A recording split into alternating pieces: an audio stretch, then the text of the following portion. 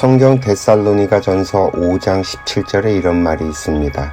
항상 기뻐하라, 쉬지 말고 기도하라, 범사에 감사하라. 기독교인이 아니더라도 워낙 많이 들려왔던 말이라서 일반 사람들도 한 번쯤은 들어봤을 구절이 아닐까 합니다. 평범한 일상의 일에도 감사하라. 말은 그럴듯한데 참 안 되죠? 왜 감사해야 하는지, 무엇을 감사해야 하는지 모르는데 어떻게 감사가 되겠습니까? 정말이지 범사에 감사하며 사는 인간을 눈 씻고 찾아볼래야 찾아볼 수 없지 말입니다. 제 스스로도 더럽게 안 되는 일 중에 하나입니다. 불가에는 이런 말이 있습니다. 인간의 몸을 받아 태어나는 일이 망망대해에서 지푸라기를 만나는 것처럼 어렵다고 합니다. 인간이 이 지구별에 출현을 해서 인간의 몸을 받고 살다가 죽어간 영혼들이 몇 명이나 될까요? 인류가 출현한 것이 한 7만 년 정도 되었고, 우리의 조상이라고 부르는 호모사피엔스가 이 지구별을 주도하는 역사가 약 1만 년 정도라고 하니 하늘의 별만큼의 숫자들이 이 땅에 인간으로 태어나 살다가 죽었을 것입니다.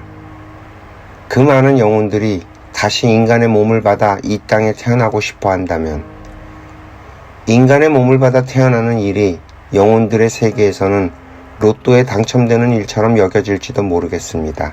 윤회를 기본으로 인식하는 불교의 입장에서는 인간의 몸을 받아 태어나는 일이 망망대해에서 지푸라기를 잡는 일처럼 표현하는 것도 무리는 아닐 것 같습니다.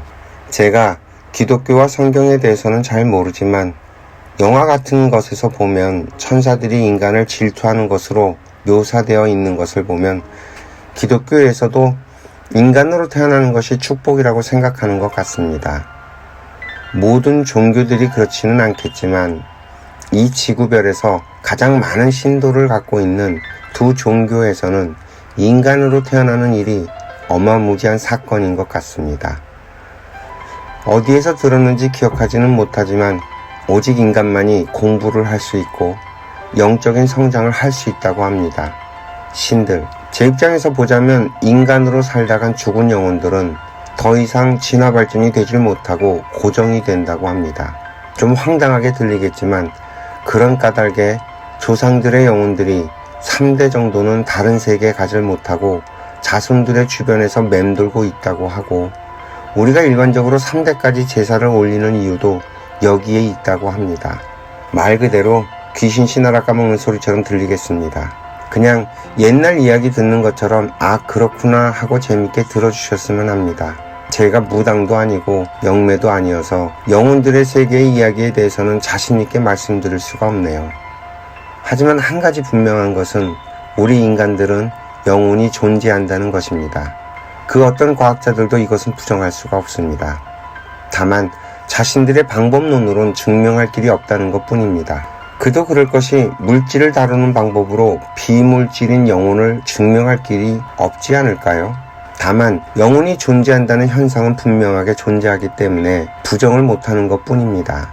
아무튼 그래서 수만 년에 걸린 인간의 지식에 의거하자면 인간으로 태어나는 일은 대단한 축복이고, 인간으로 태어나 하는 일이란 결국 영혼의 진화 발전이라는 것입니다.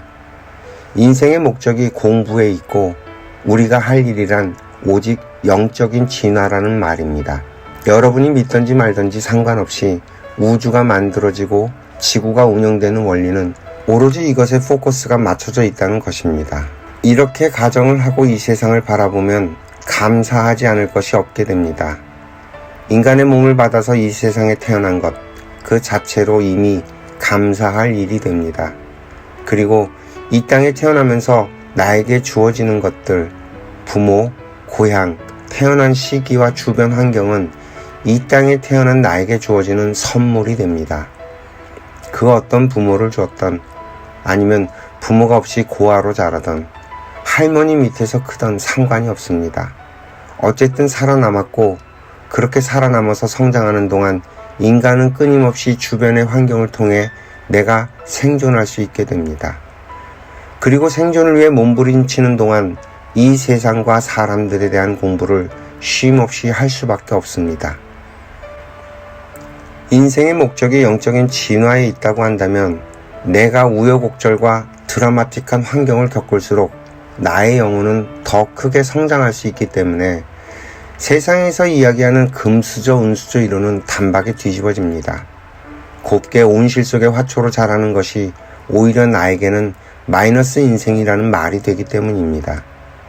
우리의 얼굴이 80억 개이듯 우리의 인생도 80억 개이며 따라서 나에게 주어진 얼굴과 환경은 나의 인생을 살아내기 위해 주어진 맞춤 선물이라는 말이 됩니다. 그 조건 속에서 우리는 공부하고 성장해서 진화 발전을 해나가는 것입니다. 이렇게 설명을 하면 성경에서 말하는 범사에 감사하라는 말이 이해가 될까요?